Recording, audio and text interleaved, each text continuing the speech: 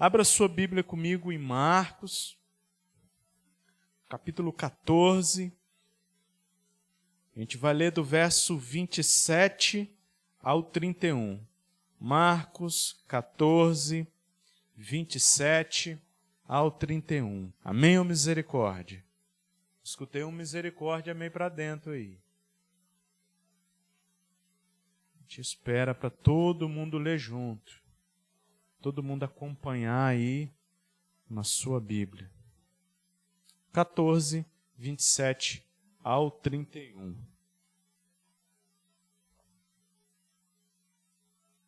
Vai falar assim: Disse-lhe Jesus: Vocês todos me abandonarão, pois está escrito: ferirei o pastor e as ovelhas serão dispersas. Mas depois de ressuscitar, irei adiante de vocês para a Galiléia. Pedro declarou: Ainda que todos te abandonem, eu não te abandonarei. Respondeu Jesus: Asseguro que ainda hoje, esta noite, antes que 2 vezes cante o galo, 3 vezes você me negará. Mas Pedro insistia ainda mais: mesmo que seja preciso que eu morra, nunca te negarei. E todos os outros disseram o mesmo. Feche seus olhos mais uma vez.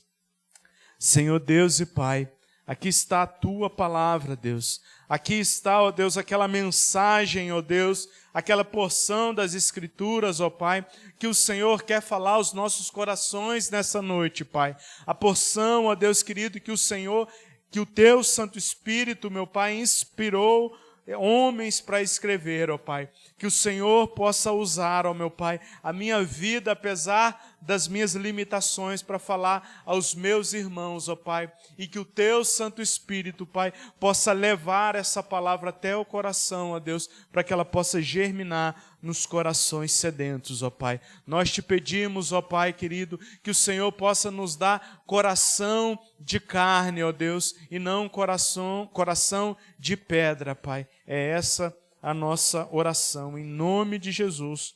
Amém e amém. Dona Raimundinha, por 1 minuto a senhora me fez achar que Deus estava voltando.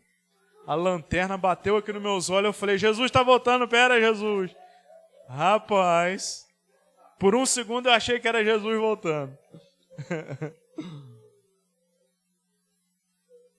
Glórias a Deus.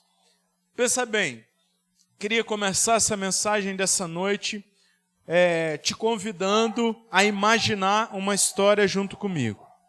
Pense num vaqueiro. Ninguém aqui sabe o que é vaqueiro, né? Ninguém sabe o que é um vaqueiro no sertão. Pensa bem no vaqueiro, que ele cuida do seu rebanho.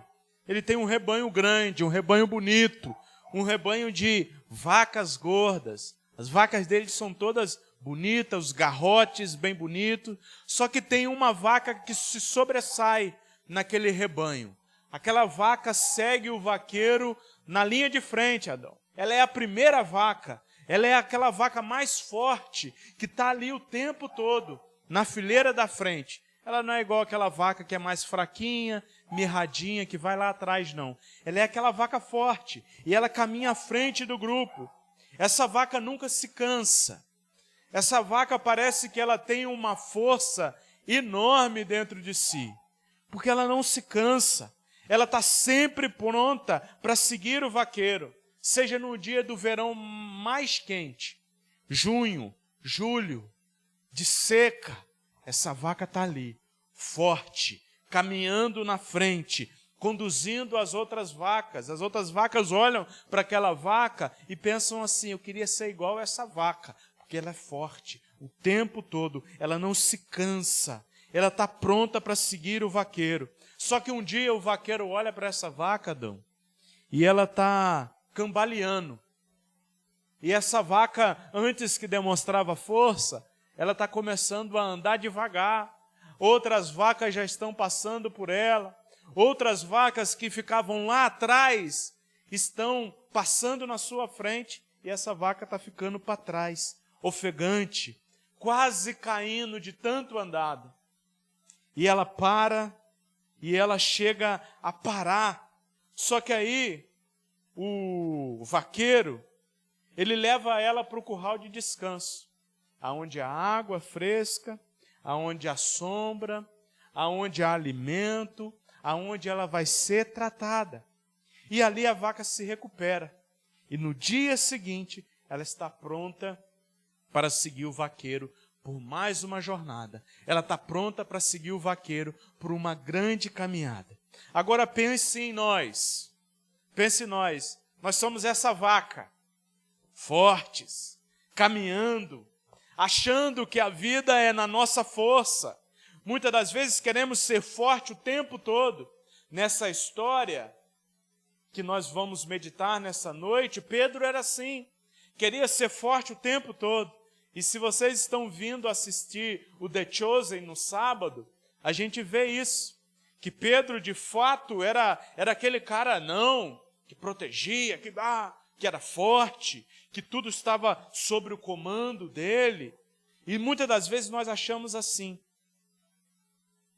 Só que nós não somos fortes. Pedro, ele prometeu nessa história que nunca ia abandonar Jesus, porque ele confiava na sua força. E nós também confiamos na nossa resistência, confiamos na nossa força, achando que as dificuldades da nossa vida, que o caminho difícil da nossa vida, a gente vai conseguir sozinho. Essa luta está vindo sobre minha vida, mas eu vou conseguir sozinho. Eu vou conseguir chegar sozinho. Mas assim como a vaca, chega um momento em que nosso corpo, ele se cansa. Chega um momento que nosso corpo, Joaci, ele cansa de lutar. Ele cansa de querer andar sobre o sol escaldante. E a gente fica fraco. E a gente fica esmurecido, porque a nossa confiança estava na nossa força. A nossa confiança não estava no nosso trabalho. Mas não é assim, a nossa confiança estava em nós. Mas não é assim que funciona. E aí nós caímos, falhamos e nos sentimos incapazes de continuar. E o grande problema é que quando nós caímos, sentimos incapazes de continuar. Só que Jesus, nessa ilustração, ele é o vaqueiro. Ele é o vaqueiro que pega aquela vaca e leva para o curral de descanso, aonde ela vai receber uma alimentação fresquinha, ração, sal, água fresca, aonde ela vai ser cuidada se tiver alguma ferida, aonde vai colocar o remédio para a bicheira. Jesus Cristo é esse que cuida, que zela, que mostra que não é na nossa força. E Ele nos restaura. Ele não nos abandona quando nós falhamos. Essa vaca, ela achou que ela era forte, só que ela falhou. Ela não conseguiu. Só que ela não foi abandonada pelo vaqueiro. Ela foi muito pelo contrário, cuidada pelo vaqueiro. E traga para a nossa vida. Nós somos assim. Falhamos.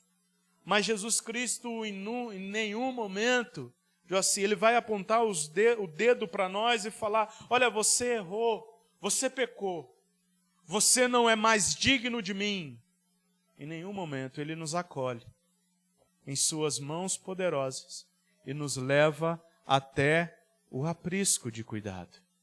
Nos leva até o lugar aonde nós receberemos dele alimento e vamos recuperar a nossa força para seguir adiante.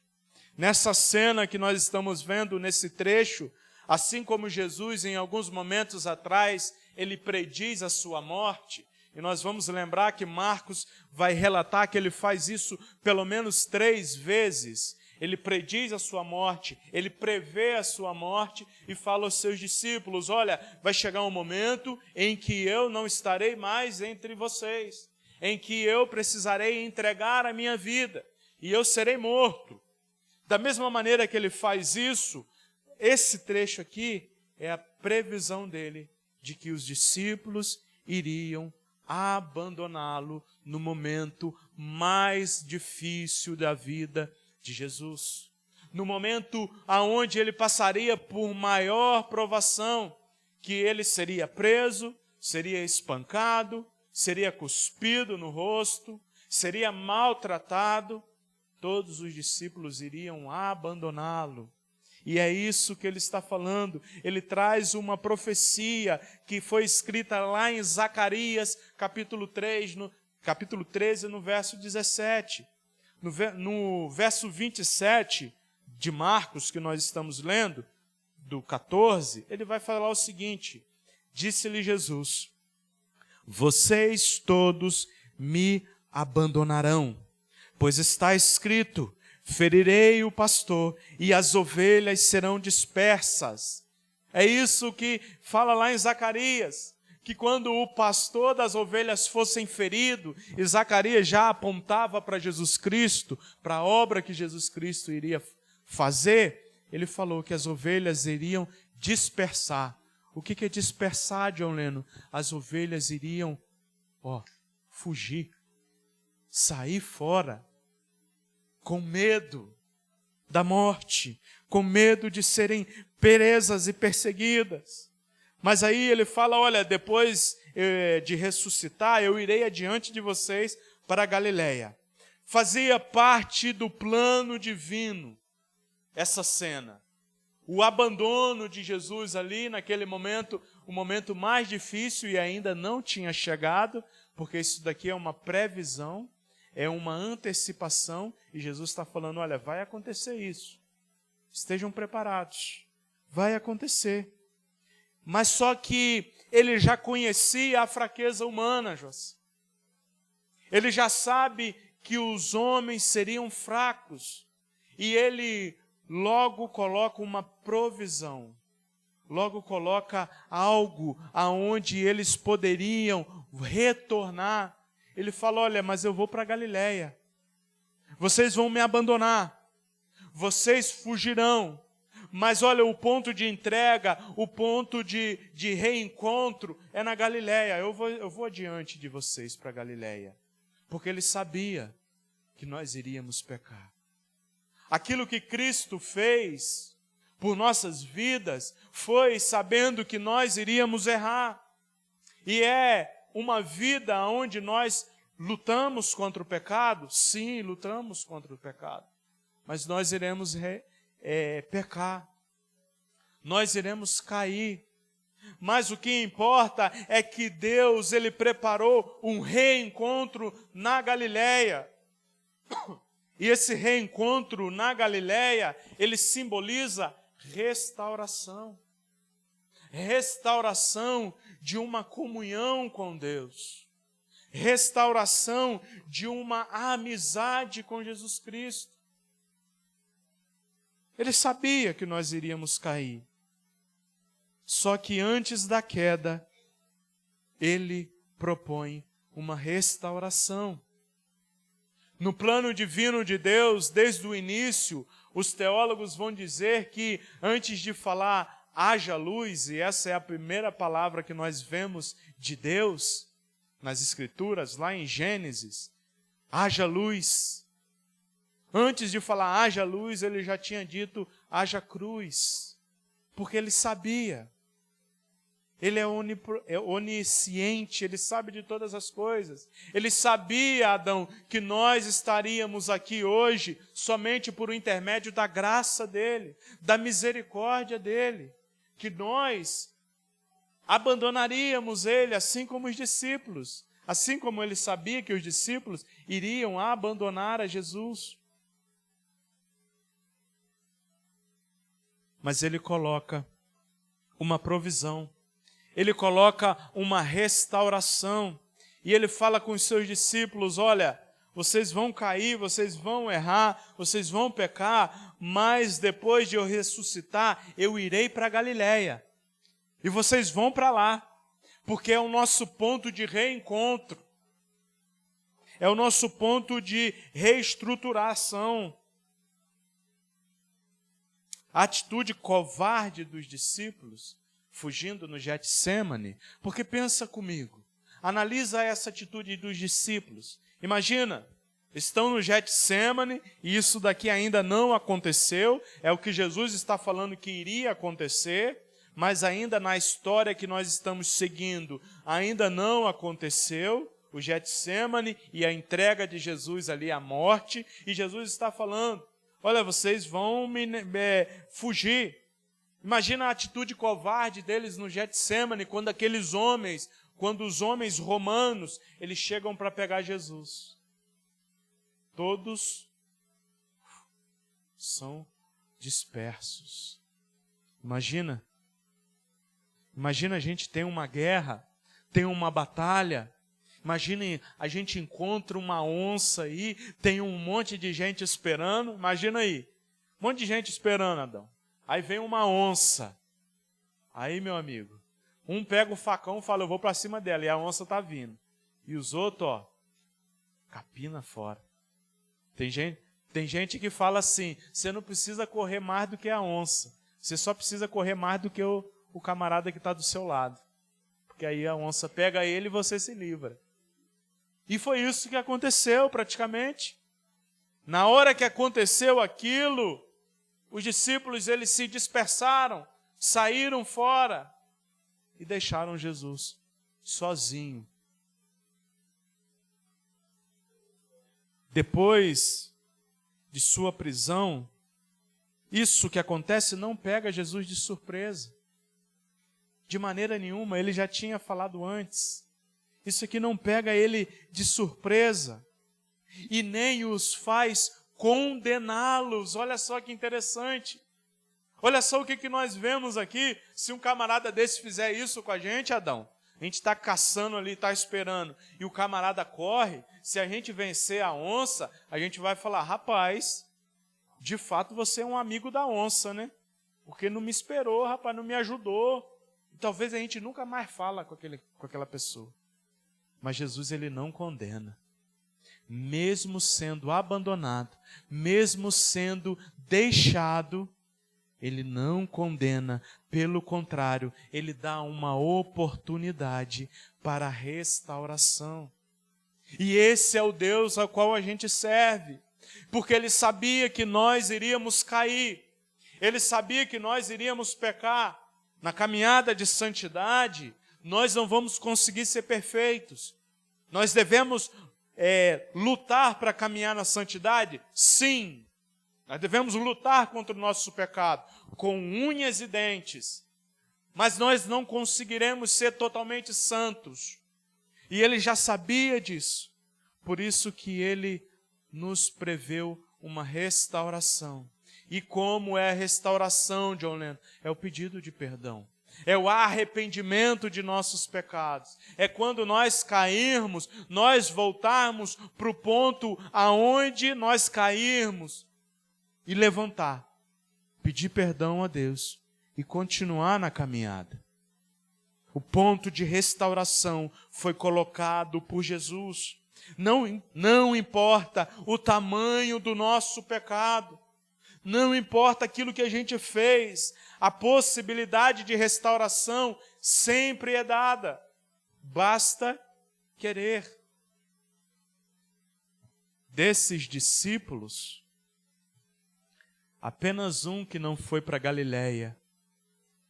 Apenas um não recebeu a restauração.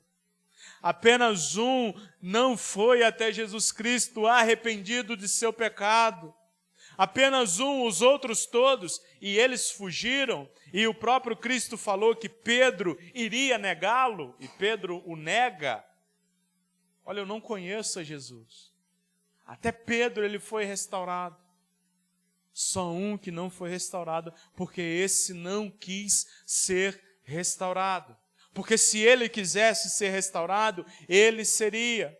Mas ele deixou o mal contaminar o coração, que foi Judas Iscariotes, que depois de ter traído a Jesus, o que ele fez? Se enforcou.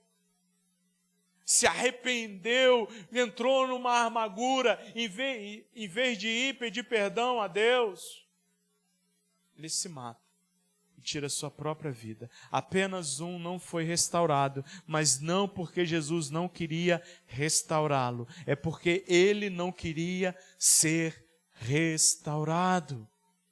E esse que é o grande problema, talvez. Talvez nós estamos vivendo sem querer ser restaurado, mas o ponto de restauração está sempre ali. Aquele que nos restaura morreu de braços abertos, aguardando, esperando que nós voltássemos para lá, para pedir perdão a Ele, para se reconciliar com Ele. Não importa o tamanho do pecado, não importa se eu matei, se eu roubei, se eu me prostituí, se eu adulterei, não importa. Existe restauração para aqueles que querem. Existe restauração para aqueles que falam: Senhor, eu errei, me perdoa, eu quero ser restaurado pelo Senhor. O lugar engraçado e interessante que a Galileia é onde eles começam, é onde o ministério começa, é onde tudo começa. E aí Jesus fala: olha, eu vou voltar para a Galileia, eu vou estar esperando vocês na Galileia. A Galileia se torna o começo e o recomeço das coisas, da restauração, da restituição. Cristo nos dá oportunidade, aonde quando nós caímos, Ele nos dá a oportunidade de recomeçar de onde nós caímos. Basta nós olharmos para onde nós caímos, lembrar de onde nós caímos e voltar a Deus e pedir: Senhor, me perdoa porque eu caí aqui, eu quero ser restaurado pelo Senhor. E você acha que Cristo não te restauraria? De maneira nenhuma. Ele conta a parábola do filho pródigo, que aquele filho pródigo, ele é restaurado. Ele volta à família dele de origem. Ele volta a ser filho do pai dele. Ele tem agora tudo de volta. A restauração existe, irmãos. Pedro, em um momento aqui, ele coloca sua autoconfiança acima de tudo. No 29 ao 31, nós vemos isso. Pedro declarou: ainda que todos te abandonem, eu não te abandonarei, Senhor. Ainda que todos os outros aqui fujam, eu não fugirei. Pedro confiava na força dele. Pedro confiava em si próprio. Mas esse é o grande problema. Pedro, ele estava com boas intenções ali. Pedro, ele tinha boa intenção de não negar a Jesus. Só que o egoísmo e a autoconfiança falou mais alto no coração dele. E ele falou: todo mundo pode fazer isso, te abandonar, te negar. Eu, porém, jamais, Senhor. Não farei isso. Estava confiante em sua própria lealdade. No entanto, Jesus conhece o coração humano. Às vezes, pela boca, a gente fala: não, Senhor, eu não te abandono de maneira nenhuma. A gente chega em casa, acontece um probleminha, acontece uma perseguição, e a gente abandona a Deus. E a gente nega a Deus. Você não é crente? Não, rapaz, sou não. Você não conhece? Não, não sou não. Quando eu era mais jovem, eu tinha vergonha de falar que eu era crente. Nas amizades, na escola, no trabalho, eu tinha vergonha de falar que eu era crente, que eu ia na igreja. Ninguém sabia. Ninguém sabia na escola. Eu vivia de maneira normal, ninguém sabia, porque eu tinha vergonha, para não ser zoado. E aí eu negava Jesus. Graças a Deus pela misericórdia dele, ele não me lançou fora, assim como ele fez com Pedro. Ele não lançou fora. A restauração estava ali para Pedro. A restauração está ali para a gente. Talvez nós vivemos assim, tem vergonha de falar. Tem vergonha de ser visto com a Bíblia na mão. Tem vergonha de ser, sei lá. Tem vergonha de falar de Deus para as pessoas. Mas Ele não nos abandona. Não nos abandona. A não ser que você não queira. A não ser que você se posicione como Judas e não queira. Não quero. A não ser que o nosso coração esteja tão duro, aonde nós não queremos mais Jesus. Aonde eu não quero mais ser restaurado por Ele. Aonde eu quero a minha vida pecaminosa. Irmãos, infelizmente nós temos vivido um momento de apostasia. John Lennon, o que é apostasia? Aqueles homens que eram homens de Deus, que eram homens que iam na igreja, que eram homens que serviam a Deus, estão se desviando do caminho e agora estão falando contra o Evangelho, agora estão falando contra Jesus. Misericórdia! Esse dia eu estou vendo um vídeo aí que está em alta de um homem que era cristão, que fazia vídeos engraçados, mas com cunho cristão. Ele era cristão. Ele era um homem que ia na igreja, que se envolvia nas coisas da igreja, que pregava, que falava do amor de Deus. Hoje ele fala ao contrário. Hoje ele fala que não existe Jesus. Hoje ele fala e veemente afirma, não existe Jesus. Que loucura é essa? Ele fala, você acreditar num cara que você não vê, que você não ouve, e contra o Evangelho totalmente. Totalmente. Talvez você está falando misericórdia. Eu jamais faria isso. Ao espírito de Pedro. O ensino de Pedro de querer... Não, não. Rapaz, eu prego a palavra. Rapaz, eu sou pastor. De maneira nenhuma, Senhor. Eu não sou pastor. Quantos pastores se perverteram do caminho? Quantos homens e mulheres de Deus que falavam isso, eu jamais te abandonarei. Se abandonam a Jesus e sabe qual é o pior? Não retornam para Cristo. Vivem a vida e morrem sem ter um recomeço com Cristo. E Cristo está o tempo todo de braços abertos. Só que eles escolhem não retornar para Cristo. E aí nós achamos, não, isso nunca vai acontecer comigo, John Lennon. Eu leio a Bíblia, eu conheço a Bíblia. Esses homens conheciam a Bíblia. Esses homens liam a Bíblia. Em 1 Coríntios, Paulo vai falar no capítulo 10, verso 12. Aquele que julga está firme, cuide para que não caia. Você está firme hoje, irmão? Glórias a Deus. Continue cuidando, porque você pode cair.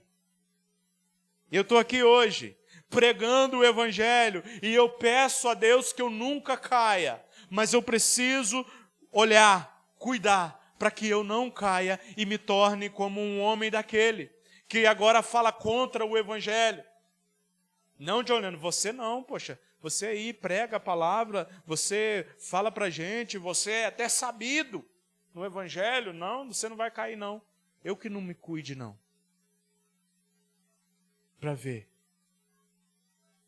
Tantos homens e mulheres de Deus. Tantos homens e mulheres de Deus que vieram neste lugar, em equipes missionárias, e hoje não estão mais. E se desviaram do caminho. Misericórdia, mas nós devemos cuidar, nós devemos olhar para Cristo. E como eu cuido para não cair? Você não cai se manter os olhos fixos naquele que te direciona. Você não cai se manter os olhos fixos no caminho em que você anda. Aí você não vai cair. Agora aquele que anda olhando para o céu assim, ele tropeça. Cai no buraco. Agora aquele que anda olhando o caminho e observando o caminho, ele não cai. Ele pode até tropeçar. Eu não estou falando que vai se livrar de tropeçar, não. Tropeça, porque a gente olhando tropeça. Mas o quê? Opa, não, peraí. Rapaz, deixa eu me levantar aqui e continuar a caminhada. Porque os olhos estão fixos no alvo que é Jesus Cristo. No alvo que é a vida eterna. A força para nós estarmos de pé não vem de nós mesmos. Preste atenção nisso. Se você estiver achando que você é forte, tira isso. A nossa força não vem de nós mesmos. O mundo vai falar, não, rapaz, a sua força é de você. Você tem a força. Não, que você é o diguidim, a última bolacha do pacote. Mas nós não somos fortes. Sozinhos, não. Com Cristo, sim. Agora, sozinhos, nós caímos. Mas a graça de Deus, ela nos levanta se nós estivermos apoiados nele. A nossa força vem de Cristo, a nossa força vem da graça de Deus, que ele propõe um caminho de restauração. A Galileia, quando você cair, volte para a Galileia. Ué, Juliano, eu tenho que ir lá para a Galileia de Jerusalém? Não, não é isso. Quando você cair, volte para Cristo. Porque era Cristo que estava na Galileia. Não era, era Galileia é santa. Não, era Cristo que estava na Galileia. Quando você cair, volte para Cristo. Se arrependa. Peça perdão. Se converta dos seus maus caminhos. Porque ele jamais lançará fora aqueles que chegam até ele com arrependimento e fé. Não importa o que você fez. Agora você precisa se posicionar. Você precisa ir até a Galileia. Aqueles que fugiram, aqueles que se dispersaram, eles precisariam ir até a Galileia. Isso mostraria que eles queriam ser restaurados. Agora, se eles não fossem, eles não seriam restaurados. Opa! Então existe um posicionamento. Existe um ir da minha parte. Existe uma coisa que eu devo fazer, que é me arrepender dos meus maus caminhos. Existe uma coisa que eu devo fazer, que é ter fé em Jesus Cristo. E uma fé transformadora, não é fé como um pensamento positivo. Eu acredito que existe Deus. Todo mundo acredita que existe Deus. A maioria das pessoas acredita que existe Deus. Mas vivem de maneira como se não existisse Deus. A diferença é essa. Precisamos viver, de fato, como existe Deus. Caminhando em santidade. A resposta dos discípulos, no verso 31, foi de igual maneira. Mas Pedro insistia ainda mais, mesmo que seja preciso que eu morra contigo, eu nunca te abandonarei. E os outros discípulos vão na mesma de Pedro. Nós também não, de maneira nenhuma. Todos os discípulos ecoam, ou seja, repetem aquilo que Pedro estava falando, afirmando que nunca negaria. Essa cena revela a fragilidade humana. O como nós somos fracos, tia Nessi, que falamos, não, pode contar comigo. Mas na hora que aconteceu isso, não, fulano, pode contar comigo. Mas na hora, Jesus, não, pode contar com a gente. Rapaz, nós estamos com o Senhor e não abro. E na hora, isso revela fragilidade. Isso revela a facilidade com a qual nós podemos cair. É fácil para cair, irmãos. É fácil para cair. Por isso que Jesus ele vai falar, olha, Por isso que, Paulo vai falar em 1 Coríntios, olha, aquele que está de pé, cuide, para que não caia. Cuide. Porque nós somos frágeis. Quando o pecado bate na nossa porta, se nós não tivermos com o Espírito Santo de Deus na nossa vida, a gente vai cair. Quando as dificuldades baterem sobre a nossa casa, se a gente estiver confiando na nossa força, nós iremos cair. Nós cantamos nessa noite, e eu sempre falo isso dessa canção. Se Deus fizer, Ele é Deus. Se não fizer, Ele é Deus. Só que a gente só quer cantar quando Ele faz. Agora a parte de se não fizer, a gente nem quer cantar. Porque é difícil, tia Nessi. Quando a doença bate na nossa porta e nos machuca, e a gente olha e fala, cadê o Deus? E o povo falando, porque o povo sempre fala, cadê o seu Deus? E aí, rapaz, você que está doente, cadê Deus? E aí está passando por esse problema, cadê o seu Deus? Você não vai na igreja todo domingo? Cadê Deus? Ué, Deus deixou você ficar doente? Como se a gente estivesse livre da doença. Mas não. Cadê o meu Deus? O meu Deus permitiu. E eu ainda continuo louvando, porque eu adoro não pelo que Ele faz, mas eu adoro pelo que Ele é. E eu confio que naquele dia eu estarei com Ele, na glória. Eu estarei com Ele na Nova Jerusalém, restaurado, sem dor, sem doença, com o corpo glorificado. E é essa a esperança da restauração maior, que não importa qual é o meu problema físico, intelectual, mental, não importa, um dia eu estarei com Ele e serei restituído, restaurado. Basta eu querer. O que você precisa fazer? Só falar, Senhor, eu quero. Você não precisa fazer isso. E o resto Ele te ajuda. E na caminhada de arrependimento e luta contra o pecado, Ele te ajuda. Dia após dia. Vai ter dia que você vai cair. Vai estar fraco. Mas aí Ele vai fazer igual aquela história do vaqueiro. Pegar e levar para o curral.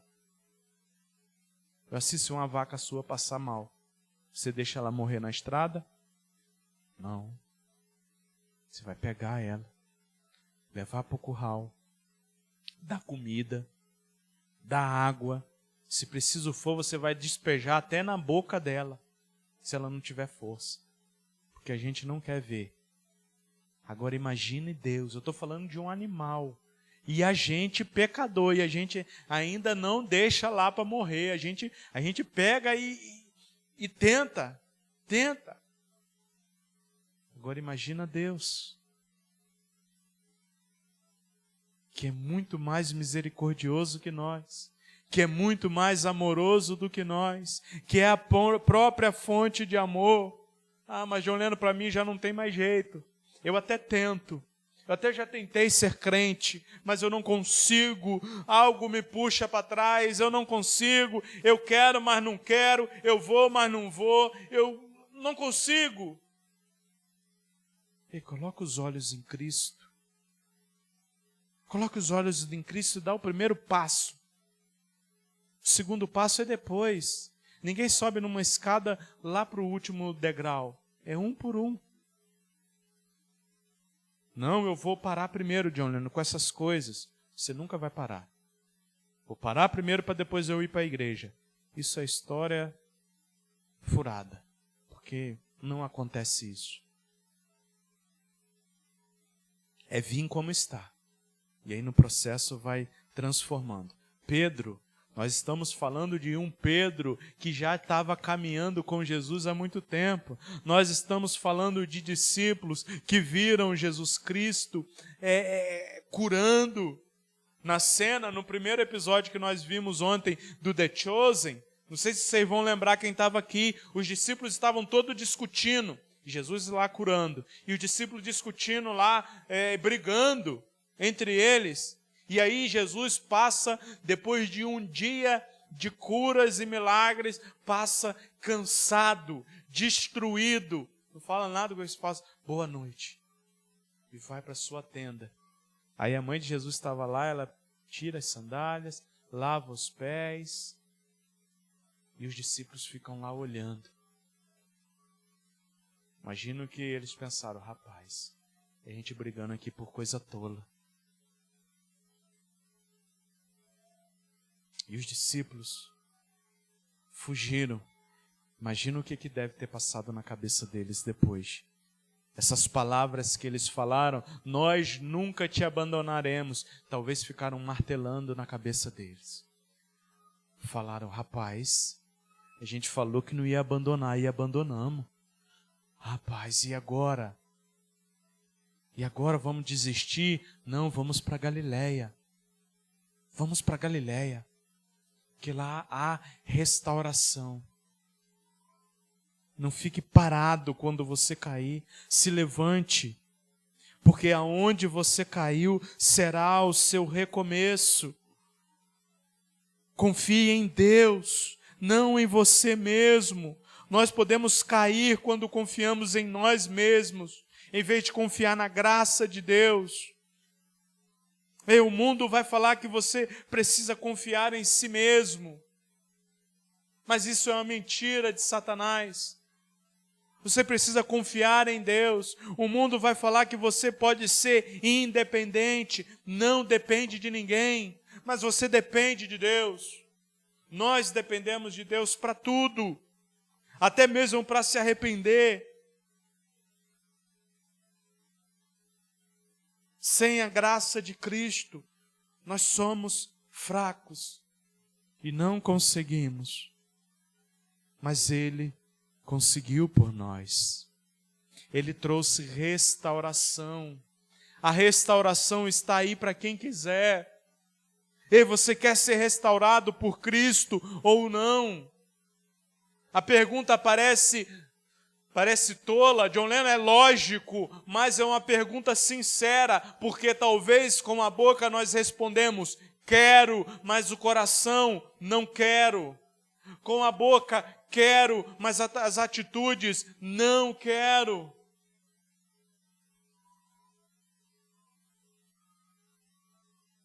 Se você quiser ser restaurado, a ter uma vida eterna, porque lá no jardim do Éden o homem perdeu a vida eterna. Se você quer ser restaurado e ter uma vida eterna abundante, volte para Cristo. Coloque os seus olhos fixos em Cristo e você será restaurado. Eu não consigo, você não consegue.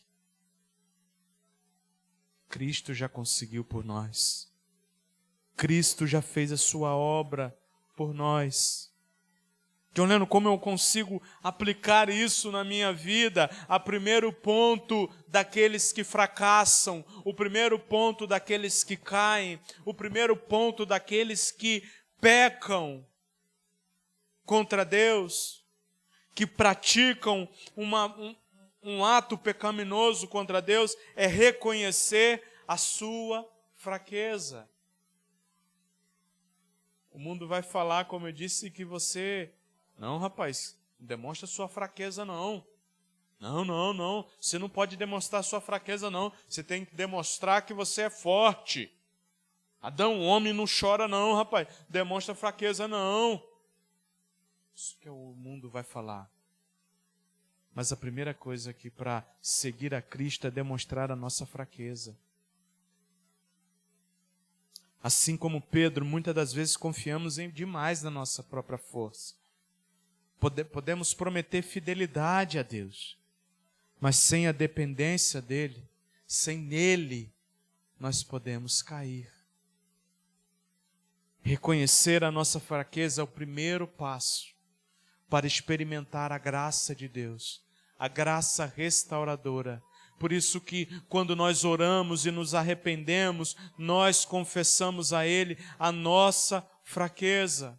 Senhor, me perdoe, porque eu sou pecador. Senhor, me ajude, porque eu sou fraco. Eu preciso do Senhor.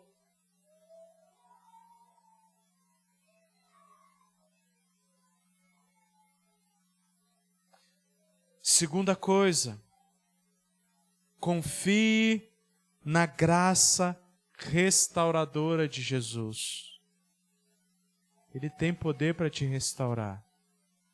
Jesus não abandonou os seus discípulos em momento nenhum. Após a queda deles, muito pelo contrário, eles foram restaurados. Você acha que Jesus vai te abandonar? De maneira nenhuma. Ele vai te restaurar, especialmente Pedro, ele foi restaurado por Jesus. Nós vemos ele depois pregando o Evangelho, anunciando o Evangelho, sendo restaurado por Cristo. Confie na graça de Cristo, no poder que Ele tem para restaurar a nossa vida. Não importa o quanto nós falhamos, a graça de Deus está disponível para nos restaurar. Terceiro ponto, evite a autoconfiança espiritual. E aí agora eu vou falar uma autoconfiança espiritual. Não, eu medito na palavra. Não, rapaz, eu sou forte.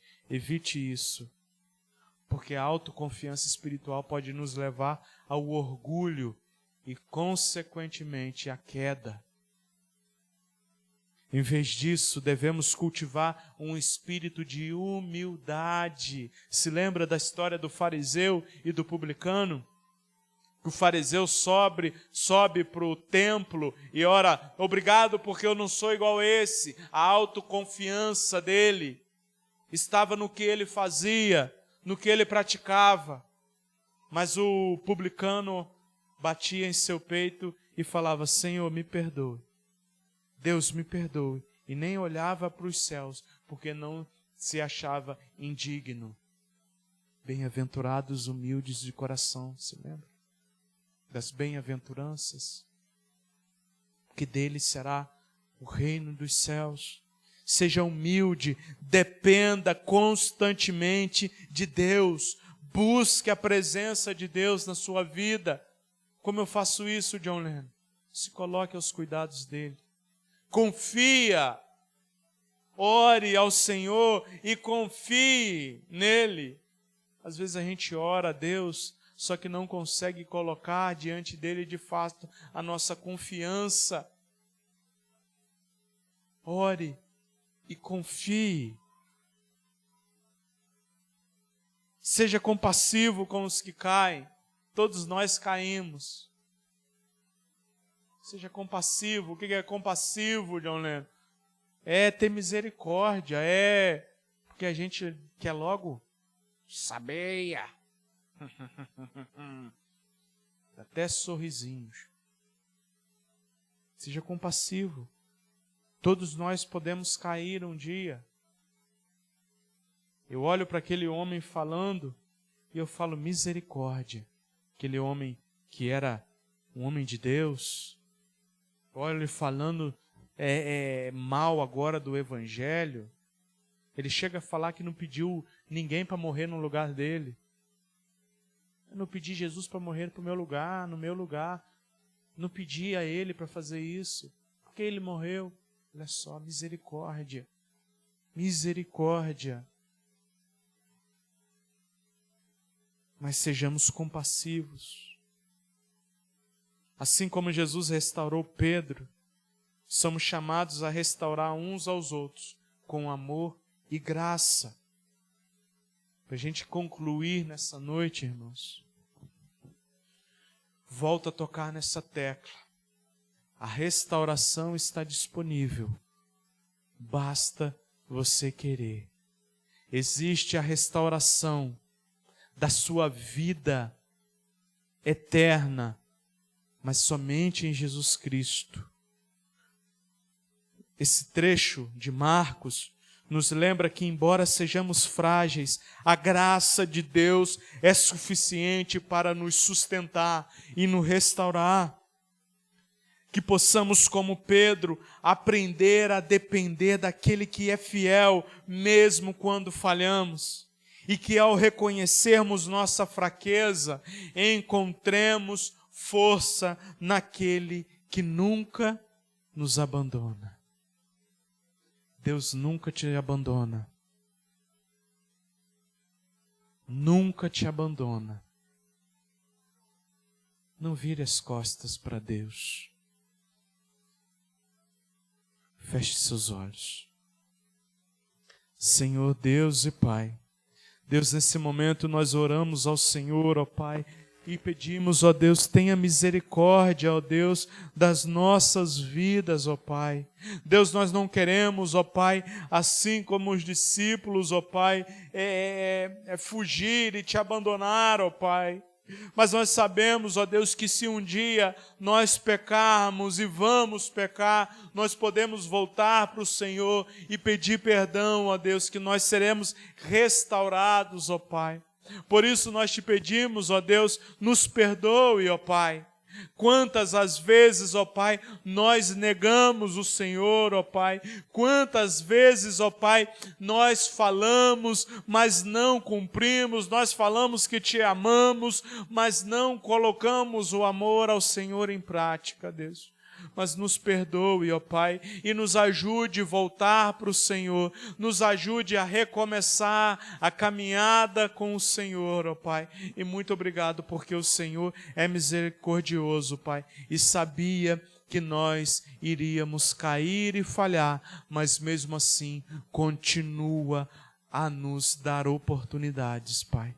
Então, muito obrigado pela tua graça e pela tua misericórdia sobre as nossas vidas. Em nome de Jesus. Amém e amém. Amém, irmãos? Se lembre disso. Deus, Ele te restaura. Amém?